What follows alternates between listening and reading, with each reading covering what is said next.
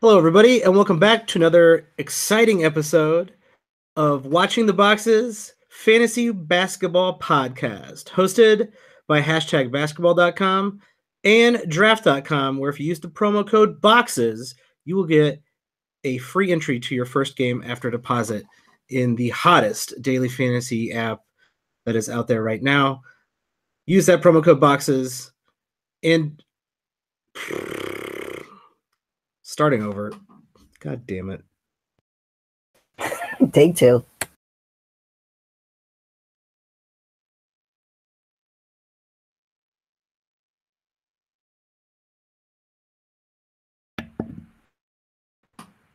Hello, everybody, and welcome back to another episode of Watching the Boxes Fantasy Basketball Podcast, hosted by #basketball.com and draft.com, where if you use the promo code BOXES, you will get a free entry to your first draft after deposit.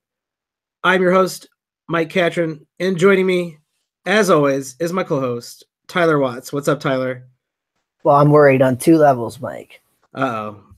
What do you worry about now? Well, first, it was an exciting episode in your first run that you messed up, and now it's not an exciting episode. So I'm worried that the content just got worse in the last 5 minutes. Yeah, I took out the word exciting from my opener simply because I was excited for this podcast, but after I screwed up, now I'm not. Sorry, everybody. Sorry, listeners. I'm not excited about this podcast because I botched the intro. I thought maybe you were not excited because you had to explain yourself yet again. What do you mean? What do you have to say for yourself, Michael? I mean, come on. This is going to start already? You're going to do this? You're going to do this now? Get it out of your system. I think I told you last week what was going to happen, and you kept telling me it wasn't possible. Get it out of your system. I just want to know how it felt. How did it feel? Listen, this was a very close matchup in our listener league last week for all those listeners out there. It was the heated matchup between Tyler and I, and it was close. It was closer than the final score leads you to believe. Tyler ended up pulling this out 6-3, and I'm really disappointed. I'm disappointed in my guys. Vujovic was injured. Dirk Nowitzki did not pull his weight. I'm disappointed in everybody, really. I only lost 3-pointers by, like 4 points was like only a 40-point difference between those two. A lot of categories were in play, but Tyler, you earned this win. But you know what? The regular season does not matter. The only thing that matters is the playoffs. But you're not even going to make the playoffs here soon, Mike. I mean, you're right on the bubble here. It's completely untrue. I am in 4th place, the final spot for the playoffs with a 3-way tie, by the way. Well, sort of. LeBron's hairline with 2 ties, 76 wins. A half game back is Tyler and the Sloan Ranger. Licensed to Lillard going 3-6 as well last week. So, you know what? I'm not too worried about Licensed to Lillard. He is. I'm calling it right now. Buckets McGee comes up and steals the last playoff spot with a nice home stretch here. Well, I don't want to see any shenanigans out there. I want to make sure no one is tanking games to kick me out of the playoffs, or else you'll be banned from the league, and Tyler will also be kicked out of the league. So, wait, why do I get kicked out of the league? Listen, you'll be kicked out of the league, and whoever tanks will also be kicked out of the league, and that's what's going to happen. So those are the rules. I'm already up 8-1 this weekend, Michael. I mean, you never catch me. It is Monday. I'm out to a fast start. And the only reason that is happening, but don't get ahead of yourself. But you did have Boogie Cousins tonight, who had a monster line, a line that has not been seen since the likes of Wilt Chamberlain. 44, 24 rebounds, 10 assists, 4 steals and a block, hit 5 3-pointers in a double overtime win against the Chicago Bulls. This was an amazingly interesting game to watch. The refs were bad. The lead went back and forth. The Bulls, I think, were up by like 12 or 14 with like 4 minutes left and ended up giving the game back to the Pelicans in the all-time most tankiest loss ever double overtime. Everyone's gonna tout Cousins' horn in this game because of this monster line, but the dude almost lost to the Bulls. Like, I'm not impressed. I just can't believe of all the good news items we had, you started out with the terrible Bulls against the terrible Pelicans in double overtime. It was a fun game. It was a fun game to watch. It was fun just because the Bulls lost on purpose. Yes, it was great because the Larry Markkinen looks fantastic. Dunked all over both AD and DeMarcus at one point in the game. Larry Markkinen's the real deal, and I'm excited for Anthony Davis to join the Bulls in 2020 or 2021 when his contract is up, to join Larry Markkinen in winning multiple championships. So I'm really looking forward to that. I just find it funny that the Bulls play two people who I'm not sure are real people. Ryan Arcidiacono, that's not a real person. Not a real person. That can't be. And I watched the game. He was Nwaba. That is not a real person either. Time out. David Nwaba is good. I don't need you slandering David Nwaba. The sad part is the guy not playing now is him, and instead of some of those other turds and punch bowls like Jeremy Grant. Yeah, Jeremy Grant got a ton of minutes. Let's talk about that real quick. With Dunn out, Jeremy Grant did get a ton of minutes in this game. Do you think he's worth picking up for the rest of the week if if you need the assists? Because he had a pretty monster game. Now, granted, it was a double overtime game, so let's not get too, let's not get too ahead of ourselves. But we talked about this at the beginning of the season when he was starting and playing a lot of minutes. Yeah. Like for assists, he's probably worth it. Yeah, I mean, in 47 minutes, he had 22 points, 5 rebounds, and 13 assists, 2 steals. He was actually doing pretty well before regulation was over. I think you got to put that guy on your roster until Chris Dunn gets back.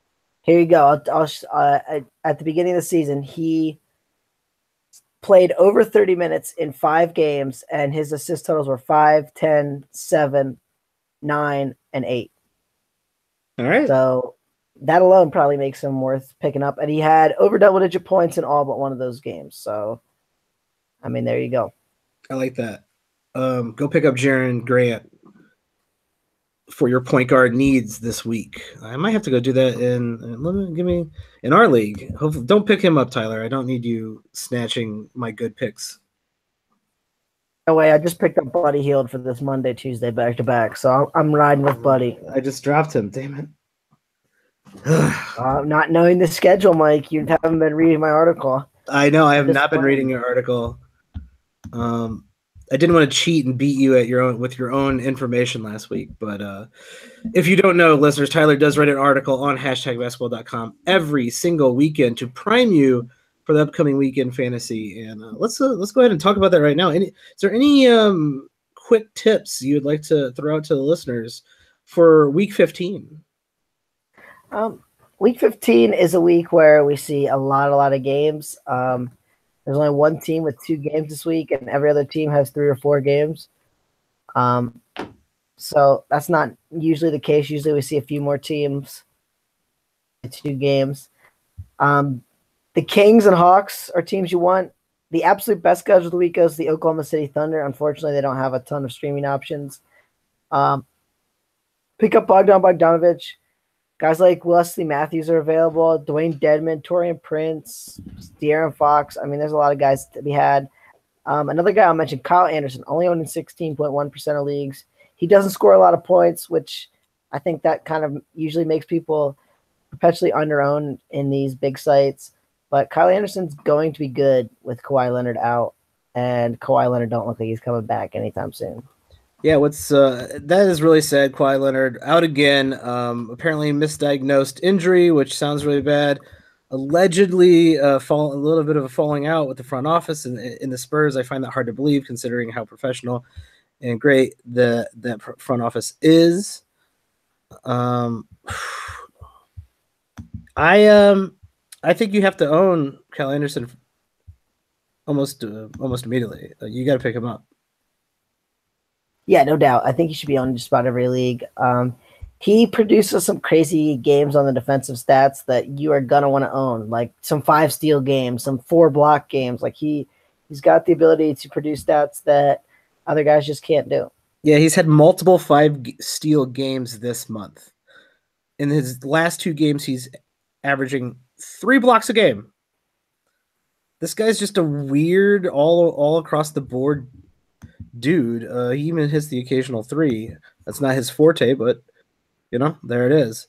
I think he's got to be owned in all leagues simply because of the defensive factors that you're talking about. It's also just cool to watch him play because he kind of seems, other than being ridiculously tall, like an average guy. Like, he never seems that quick. Like, he seems to do it a lot just on following the Spurs system, being in good position, doing these little things. Like, he doesn't seem like he can jump that high. Like, he just seems like an average dude. Yeah, he's a regular looking guy. Other than if you saw him in person, I guess he would be enormous, and he would not look like a regular looking guy at all. Well, he's like 6'7", right? I mean, yeah, that's huge. On the court, that's like average size. Well, yeah, but I don't hang out with basketball players. Not yet, anyway. I thought about this the other day. The amount of people, he's actually 6'9". He's even taller than I give him credit for. Oh. The amount of people I've seen who are probably 6'7" in real life, like when I was not at a professional basketball game, like just walking down the street or in my everyday life, is probably under 5. Yeah, there's not a lot of those dudes out there, but the first time I ever got close to a basketball court was in Indianapolis, and Troy Murphy, 6'11" Troy Murphy, was shooting threes, warming up, and I was sitting maybe like the 4th or 5th row. It is utterly shocking how enormous these dudes are.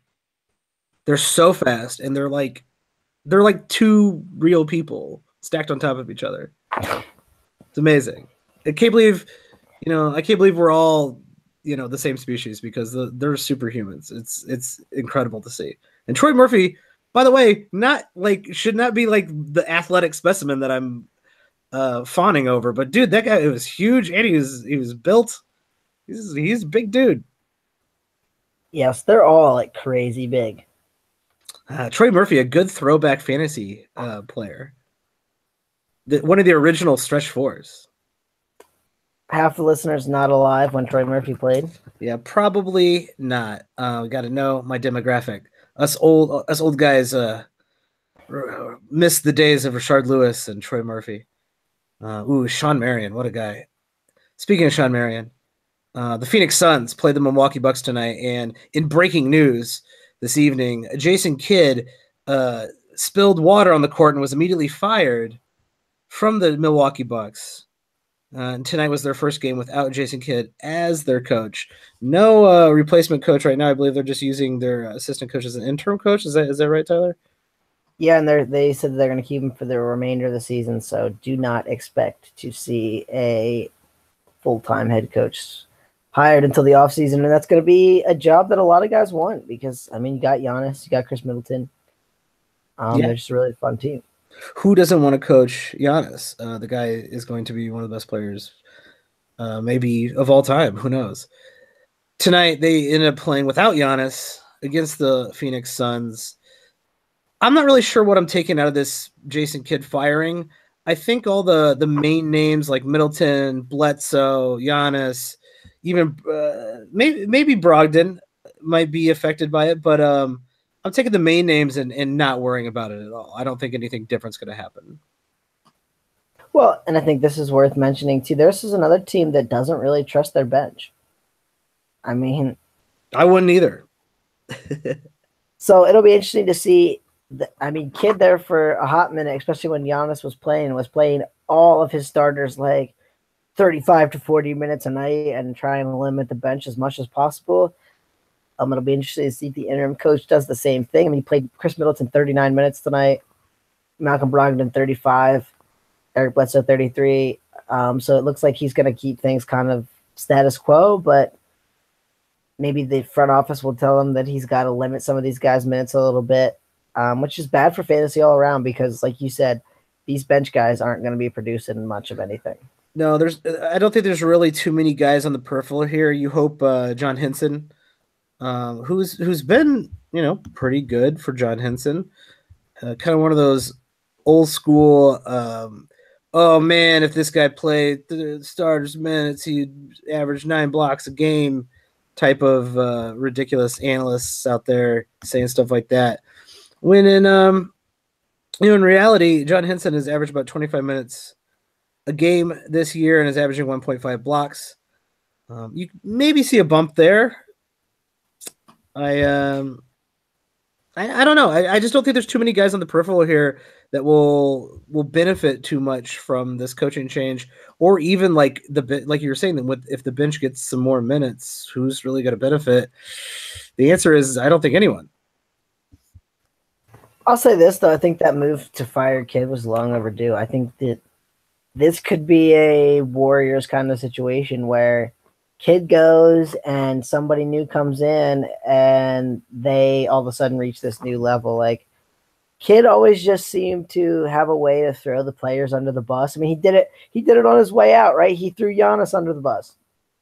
And I think that maybe a different coach, their Steve Kerr might come in and, take this team to a whole nother level.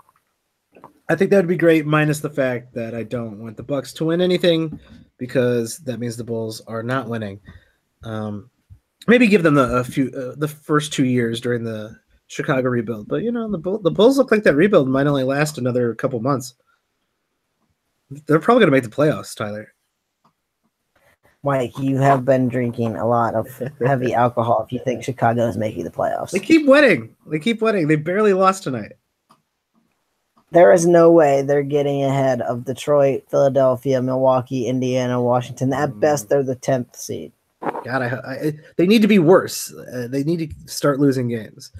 I actually want to talk about the Phoenix Suns here. Kind of word out of Phoenix is that they are going to be trying to give Tyson Chandler some more rest, and they're going to be mixing up their starting lineup. The problem is, I think, like usual with this team, we don't know until almost game time who is going to basically even play in that center spot. Is Dragon Bender going to play more? Is Greg Monroe going to play more? And tonight, Greg Monroe did play, who to me is the best fantasy asset on this team.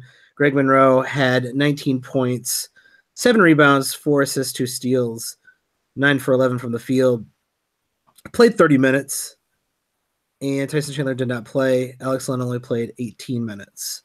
Should we take another flyer? Should we take another flyer on Greg Monroe? Is it time? No, I don't think it is, because I think what may happen here is they may go back to what they were doing when they first got Greg Monroe, right? Where they give Greg a game to start. They give Tyson a game to start. They give Alex Len a game to start. And in the game you start, you play big minutes.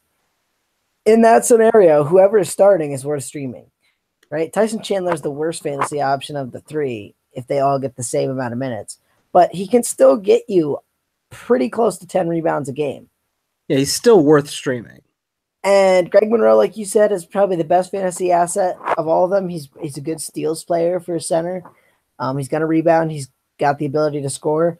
And then you've got Alex Len, and Len is a good fantasy asset when he gets the minutes. So whoever's getting the minutes, if we know ahead of time, is worth streaming.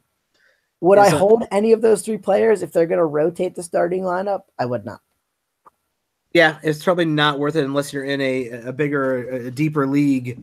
I would maybe hold on to Greg Monroe if I was in a 14-team league.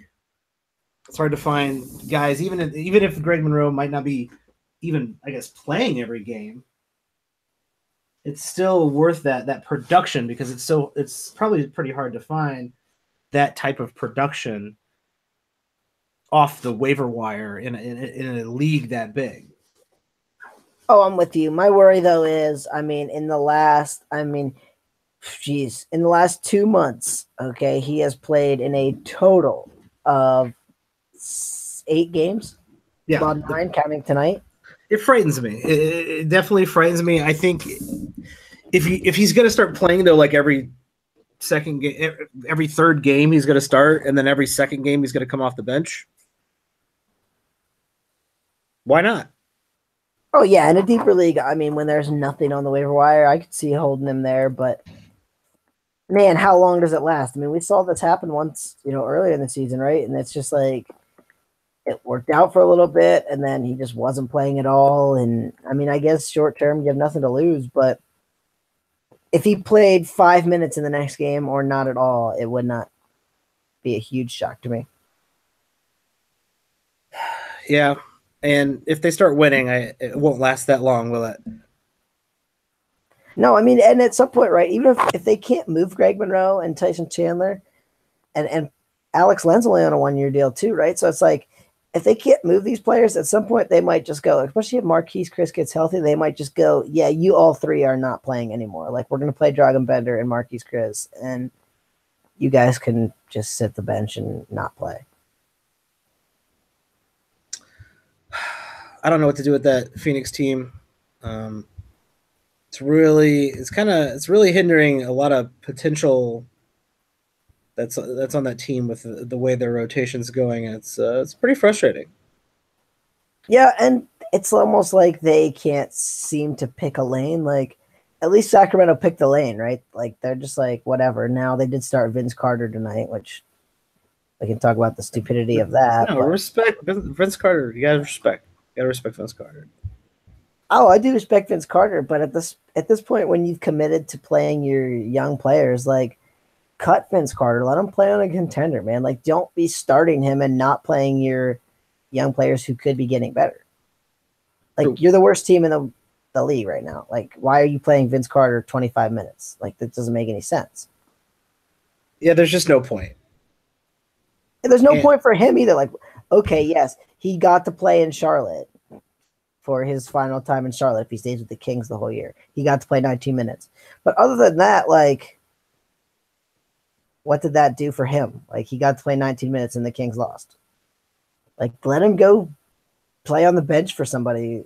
He's still a really good player. Like, he's a useful asset to a team. Come off the bench in New Orleans. Come off the bench in Milwaukee. There's plenty of teams that have no bench that need someone to come in and play 19 minutes and score 12 points. Yeah, and he could do that. I mean, he's shown that he can do that. And that's why I don't get why the Kings don't just go, yeah, see, he signed a 1-year deal. Now maybe he's pushing them and saying, like, don't cut me, whatever. I'd just rather do this, hang out here in California with Zach Randolph. Yeah, but I mean, but now he gets sat like I don't know how much 2 out of 5 every game. So it's like I don't really get what the purpose is for him. Like he knows certain games he's not going to play, where he could play every night on a good team, and maybe he doesn't want that. I don't know. It's hard to say. Yeah, I don't know. I don't know how much partying those guys are doing. They're like in their 40s. They're probably not doing any partying. Yeah, the Kings at least picked a lane, like you're saying. The Suns need to, and that's something to watch over the second half of the season. Something really, I mean, eventually they could settle on a rotation, and then you're going to reap the benefits. But until then, just continue to monitor that situation. Let's see, any other exciting news? I guess there was the petty circus over in Cleveland. Kevin Love being thrown under the bus after a loss. And once again, Petty LeBron shows up. And I don't know what the hell is going on there, but LeBron's been trying to throw Love under the bus since season 1 when David Blatt was there. And they had like a slow start. He's been trying to throw Love on the bus every single year. And you know who got tired of that? Kyrie got tired of LeBron's pettiness. And Kyrie left. And Kyrie is thriving in Boston. And if I'm Kevin Love, I'm demanding a trade. And if Kevin Love gets traded, if you start hearing Kevin Love trade rumors, I'd try to pick up Kevin Love, trade for him, because Kevin Love being featured on a team is going to be really good. Well, I mean, I think we know in both cases what's going on with this team, right? They're getting pissed because they can't defend anyone because of their rotation players. How many of those guys try to play any defense? I mean, none of them. LeBron doesn't even plays sometimes, right? Like if when he he's feels motivated. when he feels like it. And Tristan Thompson is a decent defender, I think. But other than that, like, Sure. I mean, Kevin Love doesn't play much defense. I thought Jay Crowder was a good defender, but he's not proven it by me this year. Yeah, I don't know what's wrong with Jay Crowder. I think he was just in that good Boston system, which just goes to prove you that a good system will trump a an all-star based one most of the time. Most of the Right? time, not all the time. Isaiah Thomas doesn't play any defense. J.R. Smith never played any defense. I mean, like, you just keep going up and down the roster. It's like none of these guys want to play defense. So we talked about this all the way back at the beginning of the season, right? Like, this doesn't look like a great team, right? It looks good on paper. Ooh, they've got a lot of fun players, but it's just not a great team. I also think it's kind of a similar situation to when Dwight Howard played on the Lakers, right? Like, LeBron is really good because LeBron has a crazy work ethic and LeBron is crazy talented like Kobe. Yeah. And part of the thing is he wants other players to work like him and to be as good as him. And I think Kevin Love is a little bit, for lack of a better term, lazy and doesn't work at the same rate LeBron works, which doesn't perhaps. And we often see this too, right? It's just probably a personality conflict where Kevin Love is a different type of person than LeBron, and so they don't get along super good. Yeah. They're not buddies, right? Like, no, they're definitely not buddies. I don't know too much about that. I think Kevin Love works pretty hard. Maybe he's not an ultra competitor, but honestly, I don't think LeBron's an ultra competitor. LeBron takes games off every year. LeBron dogs it on defense whenever he can. And LeBron, the entire offense revolves around LeBron figuring out a play because he's LeBron. He's amazing. I'm not trying to tell you that LeBron isn't one of the best players of all time. He is. Obviously, he's not as good as Michael Jordan or competitive as Michael Jordan, but LeBron, the entire offense wraps around him figuring out a play. Not running a play for Kevin Love, not running a play for Isaiah Thomas, not running a play for people isn't really a fun offense to play in. And so I could see perhaps why Kevin Love is disinterested in playing in this offense when this team doesn't practice and they just run whatever plays LeBron wants to run. And if you're involved, you're involved. If you're not, you're not. Well, and I think we see this too, right? I mean, the whole thing that pissed everybody off was he played 3 minutes and then said he was too sick to play. And like maybe he's just a little soft, or you know what I mean? Maybe he has the damn flu that's been going on around everywhere. Like I find it pretty shitty for a team to be like, you tried to play and then you said you wouldn't, and then we lost. I'm blaming you for the loss. I don't even think you're actually sick. Like that's petty shit. Well, I agree with you, but that's LeBron. That's always been LeBron, right? It's never him. It's never his fault. It's always never has been. Right? Oh, Kyrie's injuries screwed us in that one playoff series against the Warriors. And Kevin Love wasn't good enough, and this and that and the other. Oh, Dirk was way better in that. Oh wait, no, that he didn't have an excuse for that one. He choked in that finals. I'm a LeBron hater, Tyler. I don't care. But I wrote this article, okay, and you guys can find it out there. It was basically looking at potential landing spots for George Hill, right? The Kings, would be dumb not to trade George Hill. I mean, George Hill has a lot of value around the league. George Hill's a really good player, and he never really fit well with the Kings, primarily because they wanted to let De'Aaron Fox run the point a lot, and they didn't want to let George Hill play the role he's accustomed to, where he's kind of that secondary ball handler. He played it alongside Paul George. He played it alongside Gordon Hayward last year in Utah. They kind of tried to make him more of a spot-up shooter, and he's a really good three-point shooter, but he kind of just needed the ball in his hands a little bit more to be comfortable, I think, and he didn't really get that in Sacramento. Anyways, that's beside the point. They're going to trade him. The Cavs have said they're interested, so I looked at possible scenarios how the Cavs could get him, and I think he's kind of what the Cavs need in a lot of ways, right? George Hill is going to play some good defense. George Hill is going to be a good three-point shooter and not super demand the ball in the sense that, but he can also take the ball out of LeBron's hands and make some plays. Yeah, he's more of a combo guard. He can play point guard. He can spot up. He can play with IT. He can play off the bench. He can do whatever. Yeah, and he's a huge upgrade to whatever backup point guards they have. I mean, say what you want about Derrick Rose, he hasn't been playing. So if you don't play, rest in peace, Derrick Rose. Right, you don't get much out of him, and so then they've been forced to play Jose Calderon, and I mean, yeah, we've seen that movie. That's that's ran its course. So I think it would be a good fit. They can make it happen by trading just some ancillary pieces there. So if that happens, I think that gives the Cavs a little bit of a shot. I don't really see that they trade Kevin Love. These rumors always go around. There's no team going to give up a Kevin Love player. Yeah. To get Kevin Love. You know what I mean? Like, no one's going to give up their best player or one of their best players to get Kevin Love.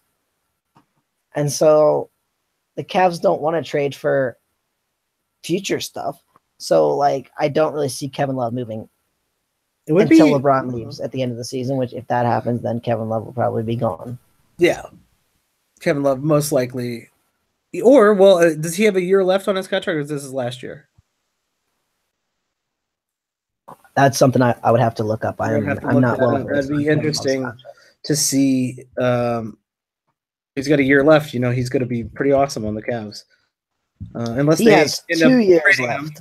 Well, there you go. LeBron's going to stick him in Cleveland. Kyrie saw the writing on the wall. Kyrie got the hell out of there. If I'm Kevin Love, yeah, but I mean, the same. If LeBron leaves, they're gonna trade Kevin Love to somebody. Somebody else will trade for Kevin Love. They'll get 70 cents on the dollar, just like everybody else who's traded away.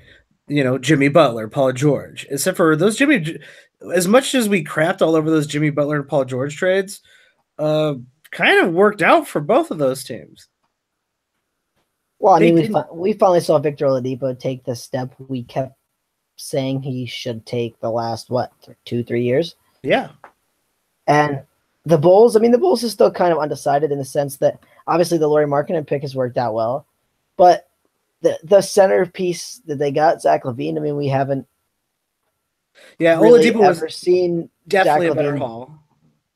Yeah, play on a good team either, right? Like, we've never seen Zach LaVine be good on a good team. Or the focal point of an entire offense, which it seems like eventually he's going to be on the Bulls. So, like, that could bump his scoring up a little bit, but, he's just not a defensive player whatsoever. And also the Bulls didn't have to give up that second-round pick, or the first-round pick, or sell the second-round pick. Don't get me started. Anyway, let's talk about a few kind of players that are having a little bit of a good couple weeks. This is the good couple weeks segment of the show. And I'm going to throw some names out there for you, Tyler. And I want you to give me your standard league opinion. These guys aren't owned by a lot of teams, but these guys have been on a little bit of a hot streak over the last couple weeks. And I want you to tell me if you're going to pick them up in any of your standard leagues. And we already talked about Kyle Anderson. He's a must own in all leagues. We've already talked about him. But is one of them the other Spurs situation? Do you want to talk about that? Tony Parker permanently getting benched, it sounds like, for DeJounte Murray. No, I mean, let's talk about that while we're talking about it. It was an interesting move and one I didn't really see coming, right? Because I mean, Tony Parker wasn't playing a ton of minutes as is.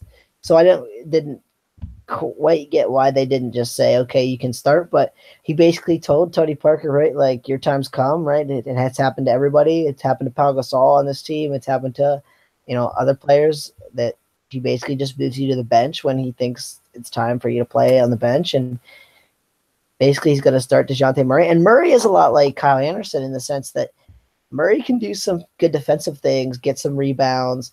Not a big assist point guard, right? But he's a good rebounder, can steal the ball, can get some blocks, not going to score a lot of points, which makes him pretty interesting for fantasy. Yeah, he's kind of he's a very weird player. He's definitely not a traditional point guard with point guard stats. He's not going to blow you out of the water with assists.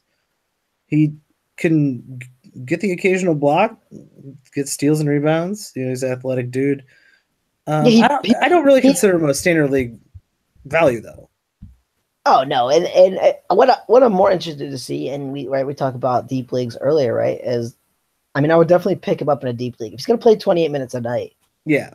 Okay, anybody is good worth it, but he would be great for specifically built teams because he kind of plays like a big man, minus he shoots a bad field goal percentage, but it's not on a high volume of attempts. He kind of plays like a big man in a point guard slot. So if your punting categories like assists, and 3-pointers, he could be really good for your team. Yeah, and even if you're trying to get those field goals, his bad field goal doesn't really destroy you because of just the volume. Yeah, because you've probably got other big men, other centers, Rudy Gobert types, where they're going to shoot 60%, and his 40 on minimal attempts is going to get covered up by them. So that's just kind of interesting, right? As he could be, for specific teams, he could be a real nice piece you fit in here going down the stretch. Yeah, I still think he's a bit of he's definitely a deep league type of guy, and definitely a strange fit. Standard league wise, though, I'm not interested in picking him up. Yeah, and rest in peace, Tony Parker. If you own Tony Parker in almost any league, right? Like he's playing 20 minutes now, and that 20 minutes has not produced much statistically. You got to pour one out for Tony Parker. He's had a long, storied career. He's going to go down as one of the greats. So, respect to Tony Parker. Big up France. And I don't know. That's it. I don't have anything else. I just find it funny that he was born in Belgium, but yet he plays for France. I think he grew up in France. Yeah, but if you're born in Belgium, why don't you play for Belgium? They don't have a good team. Don't tell the Belgians that. So I got another name for you. Owner in less than half of leagues, according to what I'm looking at. I'm not going to tell you what I'm looking at. DeMarre Carroll, kind of having a little bit of a comeback here over the last few weeks, playing pretty well, hitting some threes. We know DeMarre Carroll can be streaky. Seems like he's on one of his hot streaks. Is he a must-own in standard leagues right now? Yes, only because I don't really see them having anybody else to give those wing minutes to, right? Like, I don't think they're going to give him to Alan Crabb. He's not a good defender. It'll be interesting to see what happens, I suppose, when D'Angelo Russell gets fully back up to steam here. But I think that they're going to take the minutes away from guys like Crabb. Maybe Levert cops a hit a little bit. And I think DeMarre Carroll's going to play, and DeMarre Carroll's he's worth it, man. He should be owned in pretty much all leagues, I think, right now. Getting rebounds, he's getting you a couple assists. He's a good steals guy. He's scoring a lot. He's getting threes.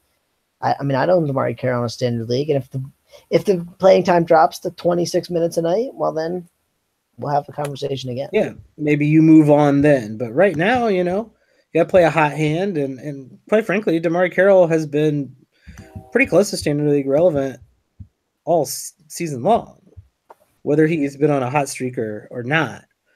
And right now he's on a hot streak, and he's playing up in the top 50 type of guys over the last few weeks. But overall in the season, he's right, hanging around 100, and that's good enough to be owned. I'm just surprised he's not owned in as many leagues as I thought he would be. I think we see that with a lot of guys who play on these type of teams, right? Like not too many people are paying attention to Brooklyn, and DeMarre Carroll was bad enough last year that he kind of peed off some owners, and they're like, "Oh, I'm not owning DeMarre Carroll again. He plays for the Nets, but he stinks." Well, I mean, that's where value is found in leagues with some people who don't pay that close of attention, I guess. That is true. Another name that I'm not that interested in. I'm going to give it away already. Not that interested in it. Larry Nance Jr., who over the last few weeks, even month, has been standard league relevant, but just barely standard league relevant. But lately has been playing a little bit more and not scoring in bunches because he's never that type of guy, but getting some good blocks and steal types of numbers. He's, you know, only shooting a handful, only like about 7 shots a game, but he's making 65% of them. Can't shoot a free throw if his life depended on it. It's not going to hit any threes. Kind of a stereotypical big man who gets steals. And not blocks. That's what's disappointing. Yeah. He's in that streaming class for me, and unfortunately, if he got close to a block a game, right, he would be pretty interesting. But at only half a block for the season in 22 minutes. I mean, even if he's playing 30, now if he's playing 30 and he can get the steals up to like 2 a game, now we're talking about something a little more interesting too. Just he's not only really helping you in 2 categories. He doesn't give you any 3-pointers, which we talk about that a lot. That's hard to deal with. Yeah, no, Larry, it's probably just in the streaming category for me right now. I'd also like to mention that the Lakers are quite possibly the worst free throw shooting team in history, and that is just really weird that they don't have a player on the team that they can even try to get the ball to late in games to get fouled. Yeah, like, all their guys are bad free throw shooters, every single one. It doesn't make too much sense. And free throws have been down this year, it feels like, but like the Lakers are historically bad. Yeah, and like what's weird is like they'll be ahead in games and you're going like, all right, all they got to do is make a couple free throws. And then no matter who gets fouled and goes to the line, you're like, oh God, this could not end well. Yeah, they could easily piss away a lead by shooting free throws, which is, not a team you would actually want to build around. Yeah, no, I mean, and they keep saying, "Oh, we're close. We have this young talent." I don't really think they're that close. But no, and they keep saying, "Oh, well, we're going to get this big name free agent." I'll believe it when I see it. Speaking of the Lakers, there's another guy who's actually his last 2 games are pretty fantastic. Jordan Clarkson has been playing extended minutes with Lonzo Ball kind of pooping around on the bench. Out and not close, according to reports. Yeah. So Jordan Clarkson getting extended minutes with Lonzo Ball out, and over the last couple games, dropping 33 and 29 with good rebounds, good assists. This guy had a really good year last year and has kind of just been MIA due to the rotation in Lakerland, and I really didn't understand why, because I actually kind of thought he was their best player, and he kind of disappeared. Actually, last year he kind of, it was 2 years ago. I'm getting my years mixed up. 2 years ago when Jordan Clarkson looked like he could be kind of a little bit of a breakout guy, and he's kind of been relegated to the bench. Are you picking up Jordan Clarkson while Lonzo Ball is out? I said this a ton during D'Angelo Russell's rookie year, that the best player on the Lakers was Jordan Clarkson. He was all right last year. He takes a step back from that year, obviously. Yeah. He's kind of been the same this year, right? I think we know what Jordan Clarkson can be. He can score. He can get you a steal a game when he gets big minutes. He gets you a few assists and a few rebounds, and that's about it. The field goal percentage is up this year, which is making it, pretty decent. He's a guy I don't have any problems owning, especially if he's going to get big minutes. But in the same time, this Laker rotation kind of gets topsy-turvy, turned on its head from time to time, and they just decide to give a guy 20 minutes for no real apparent reason. Corey Brewer got hot and made 3 3-pointers in the first quarter, and so we're going to play him 35 minutes for some ungodly reason, whatever. I don't have any problem owning Jordan Clarkson though while Lonzo Ball's out. Once Ball comes back, I think we see Clarkson relegated to that bench role that's not really been that valuable for him. Yeah, he's probably right back to what he's been doing, which really what he's been doing in limited minutes isn't terrible, but it's not standard league. Oh, no doubt about that, right? He just needs some more points. He needs some more, a little bit more in a lot of categories, and it would be right there.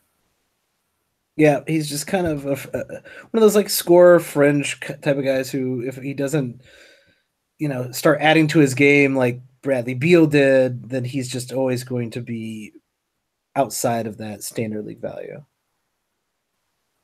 Oh, good old Bradley Beal, a guy. I'm surprised he's been as healthy as he's been. Let's put it that way, old Brad. Yeah, good for him. It's been a couple of years now where he's been healthy. That's super positive. I got two more guys for you, Tyler. All right, I'm ready. There's a lot. I like a lot in here. This guy, man, yeah, I'm surprised this guy is only owned in 25% of leagues. This gotta be whack, man. This guy's good.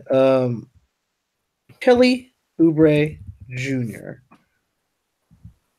He's not owned in very many leagues, yet he always is playing 28 minutes a game, getting you almost a steal, getting you some rebounds, hitting some threes.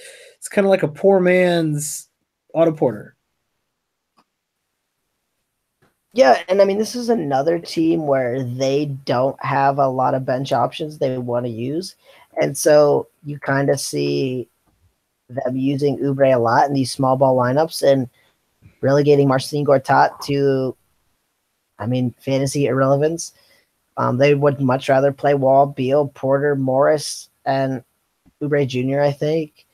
Oubre Jr. every once in a while, maybe it's the matchup, maybe it's something else, just seems to have a real stinky game. But, overall, he's probably worth owning in the sense that he can get you like 5 rebounds. He can get you 13, 14 points. The problem is he doesn't – the steals and the blocks are not consistent at all. Yeah. And that would kind of relegate him maybe to the fringes and maybe a streamer, especially in a 10-team league. In a 12-team league, though, I could see owning this guy, just good percentages. Yeah, and that's where I was going to go with it. Otto Porter, he's a poor man's Otto Porter. And the reason I say that is because he's much more valuable in a roto league or a league where you care about percentages. He really gets his value in the fact that he shoots at a decent clip, doesn't turn the ball over ever, doesn't really hurt you anywhere, doesn't really get you good blocks, so that sucks, but doesn't give you any assists either. So that's why he's a poor man's Otto Porter. Otto Porter doesn't hurt you really anywhere. Kelly Oubre, the system blocks are not really good enough for to be, one of those top 50 players. But when you add up how good his percentages are and his turnovers are, and you care about that stuff because you're in a roto league, he is standard league relevant, in my opinion, especially this year with his getting extended minutes and playing in those small ball lineups. Yeah, he's a guy, too, that I think if he gets big minutes the rest of the way and those stats tick up closer to what they should be, he could be a guy who gets overrated just because he scores and he hits three-pointers at a good clip. And this would seem to always be like sexy categories for people. Yeah, but it's like you can find those dudes everywhere. Threes and and points kind of don't seem to be that rare anymore on the waiver wire, in a standard league anyway. Oh, they're definitely not, and that's what I mean. And until guys like this get overrated, like, oh man, I'm getting Kelly Oubre, and I'm like, okay, you enjoy him. Yeah, he's yours. I got one more guy. He is recently, I guess not that recently, but he's only been playing for the last month since his last injury. He is once again out with an ankle. JaMychal Green has kind of been playing better, I would say. He's been playing better than JaMychal Green usually plays. That was the most tepid better, though, because it was like a pause, and then it was like he's been playing better. I mean, he has. He's been playing better. Like, you didn't want to say it. You didn't want to say he was playing better. You forced yourself. I've shown my hand. I'm not a fan of JaMychal Green. I don't think you should own him in standard leagues. But lately he's been rebounding the ball out of his mind, and that's really just all he does, though. He's that's it. Well, and people will always ask me like, "Oh, should I pick up JaMychal Green? He's starting," and it's like, even when he starts, he plays like 27 minutes. Gets you like 7 rebounds, which okay. I mean, if you want a guy who gets rebounds, Tyson Chandler's out there in your waiver wire, man. Go get his 9 rebounds. Enjoy him. I'd rather play center roulette in Phoenix than take JaMychal Green. JaMychal Green, 0.6 steals and 0.3 blocks this season. The last 2 seasons, 0.6 steals and 0.4 blocks per game. It's like there's nothing there. There's an assist. Basically, you get 1 assist per game, and you maybe get 10 points. Like, what of that sounds good to you? The potential for big rebounds, I guess, if you're streaming and you need rebounds at the end of the week. Oh, yeah. I mean, I don't mind streaming. That's about it, right? I mean, and the nice thing maybe for you is the rebounds seem a little bit inconsistent for JaMychal Green, which in a streaming sense, I almost want that more, because if I need a home run at the end of the week, right? Like if I'm say down by 12 rebounds, JaMychal Green may be one of the first guys I go to pick up, because he has a lot of games where it's like 13 rebounds, 14 rebounds, 16 rebounds. Like he's gotten a lot of games where he can get a ton of rebounds. So you go for that home run potential, but in the same sense, like that's all I want him for. Yeah, that's it. He doesn't really do anything else that excites me. Those are my last 2 guys, Tyler. Do you have anybody else you wanted to talk about? Oh, do I have anybody else I want to talk about? I know you do. I'll throw a shout out and say this, right? Like for all the rookies across the board, do not look at their season-long stats. Start looking at what they're producing in the last 10, 12, 15 games, because this is the time where they all start to take a tick up.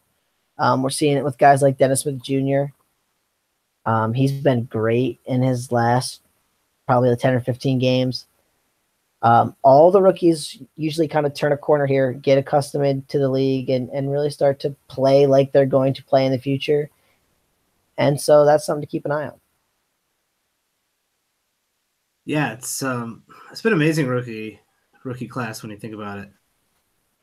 Yeah, and the next one seems really, really good too. So better days could be ahead. Yeah, I think you're seeing it this year. I've said it before. I just think the caliber of players is just better. You start looking at these stat lines from just 2 seasons ago. Even we were looking at Zach LaVine. You know, what was Zach LaVine's averages? You know, just last year or 2 years ago, and you start saying, well, yeah, that was really good then, but now that's really not even a top. Is that a top 50 player? I don't know. The league has dramatically changed in the last 2 years, especially with people shooting more 3-pointers and scoring more with playing at faster paces, right? Yeah. Trying to push the ball. Yeah, usage is up, pace is way up, and I don't know when that is going to actually stop, but I mean this rookie class is fitting right in to what the new NBA looks like. So the next class, or the upcoming class, it'll be very interesting too, because there's a lot of interesting big men, a lot of interesting center prospects, whereas the last few have been pretty guard oriented. And now there's some fun guards this year, don't get me wrong, but there's a lot of big men in this draft. That's probably the deep position would be center. And we've seen how centers are kind of getting marginalized in the league. So maybe this influx of center talent slows things down again a little bit. So that'll be an interesting thing to kind of watch going forward. Unless they're all, which quite a few of them are, super ultra athletic centers who run the court and push the pace. But that could be very interesting too, because those type of centers don't always have the best injury history. That they seem to get hurt a lot more. So will that push them down the draft? And what effect will that have on the league? This draft class is going to be an interesting study in about 5 to 10 years, I think. This one. Yeah, I think the NBA has probably never been more talented than it is right now. And that's, coming from someone who grew up in those '90s years. I mean, it was plenty talented then, but man, it's almost overflowing now. And I think we're seeing that with the marginalization of bench players. I mean, how many teams? There's like 5 or 6 teams where like they don't want to play their bench at all. And I think that's because they just can't find enough skilled players to match up with the other team's supremely skilled talent, right? I mean, you would think with all the science behind not playing your starters 39 minutes like Tom Thibodeau does, and possibly ruin the careers of Joakim Noah and Luol Deng, and Derrick Rose for that matter. You would think more teams would start playing their benches, but some of these benches are just utterly weak. Well, and we see teams like Denver, right? Like they've got guys on their team that I always look and I'm like, man, this guy like should be getting minutes. I think that some of the teams just have too many bench players and other teams don't have any. Yeah, and you go up against a team that has a bunch of 6-7 men as their bench, but also as their starters. It's hard to play a full game against a team. Hey, I think that's kind of why the Bulls are winning quite a few games, is that they have they have an entire team of playable bench players, and they kind of blow out teams' benches and are able to hang with certain starting teams. I mean, hey, they almost beat the Warriors the other night too. It's I'm telling you, the Bulls are going to make the playoffs. I'm going to be really depressed about it. Why would you be depressed about it, your team making the playoffs? Because we need to tank in order to get one of these monster guys that you were just talking about who are going to be in the draft. Okay, top 5 people you want to see on the Bulls from this draft class, Mike. Go. Ooh, I would take Bagley. I would take Ion. I would take what's his name? What's the foreign dude? I've already forgot his name because Doncic. Yeah, Doncic. I've already moved on from him. I was all excited about him earlier. Now I've moved on. Jaren Jackson on Michigan State looks pretty damn good. Yes. Even Muhammad Bamba looks pretty good. I would really want Trae Young. Trae Young is going to be insane. Oh, Mike, you will be excited for a piece I have coming out about Mr. Trae Young. Good. He deserves everyone to write about him because this guy's doing stuff that Kevin Durant didn't do in college. You have already, and I wrote this piece a while back. You could probably find this on the internet if you search it. The guy who's going to be the steal of this draft is going to be Michael Porter Jr. He only played 1 game for Missouri. He's probably going to come out. He may be the best talent in the draft, which is crazy to think about. This kid is really, really good. And because he was hurt, people forget about him. And I bet you he slips out of the top 5, probably somewhere in that 6 to 10 range. He gets picked, and he could end up being the best player. That would be really, really great to see him slip to wherever the Bulls are, because if the Bulls keep winning like this, they're going to fall out of that top 8. And it looks like that top 7, top 8 are really where the premier talent really could be in this draft. And it's crazy that we're talking about like a top 7, top 8. Like that's a huge draft. And there's still, it will be interesting to see some of these other players. I mean, we saw it with Donovan Mitchell, right? Like there's always a couple of guys who sneak past that top tier and end up being really, really good. So that's true. We'll see who it is this year. I mean, Jaren Jackson could be one of those guys. Another one of that guys could be Colin Sexton from Alabama. Like, I think that guy's super talented. Yeah, he looks very good. So it'll be interesting to see who that person is. Kevin Knox from Kentucky, right? Kentucky's not having the best season in the world, but he's another guy who's super talented too. Yeah, I'm excited. I'm excited for March Madness because that's really the only time I watch college basketball anymore, and it's always a good time. And we'll probably talk a lot more about these prospects during March Madness, so you guys can prepare yourselves for your dynasty leagues and your upcoming rookie drafts. But we still got a lot of fantasy to go, and a lot of teams, a lot of leagues have their playoffs coming up, and we're going to do a playoff special here, either this week, next week, sometime soon. And yeah, we still got a long season to go, Tyler. Yeah, I mean it's crazy to think, right? Like some people's playoffs are coming up. Like we're just kind of over the halfway point. Like most teams have played somewhere between 45 and 47 games, I think. Yeah, and I think that's why we're kind of proponents of having a later playoff. I know a lot of people don't want to deal with those last couple weeks because teams sit their guys, but like teams are going to sit their guys. We're all in the same. You're all in the same boat, so I don't know. So should your league be over now that the Kings are sitting their guys? Like, I mean, teams decide to sit their guys at the halfway point of the season if they're out of contention. Like, you're all playing in the same league. You all have the same chance. You know what I mean? Like, you just drop Zach Randolph now and say, well, you're only going to play a little bit, so see you, Zach. Like, yeah. You know what I mean? Like, I don't get that strategy, but if that's what you guys want to do, I mean, all the power to you. Like, as long as you think your league's fun, that's all that matters. Save it for the playoff special, Tyler.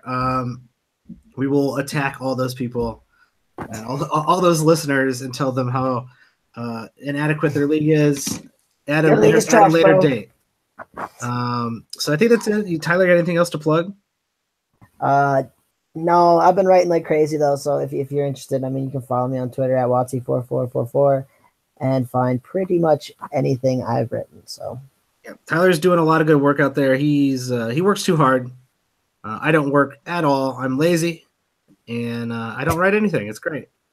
I just watch Bulls games and complain about them losing. I miss your pieces just slamming the Bulls, Mike. That they need to come back to my life. Yeah, if you want to go read old me hating Fred Hoiberg, which I'll give Fred Hoiberg a little credit this year. He's improved. You got to dust off your boots to write just that piece right there. The improvements the Bulls have made in 2017-2018 season. One of them's got to be about Fred.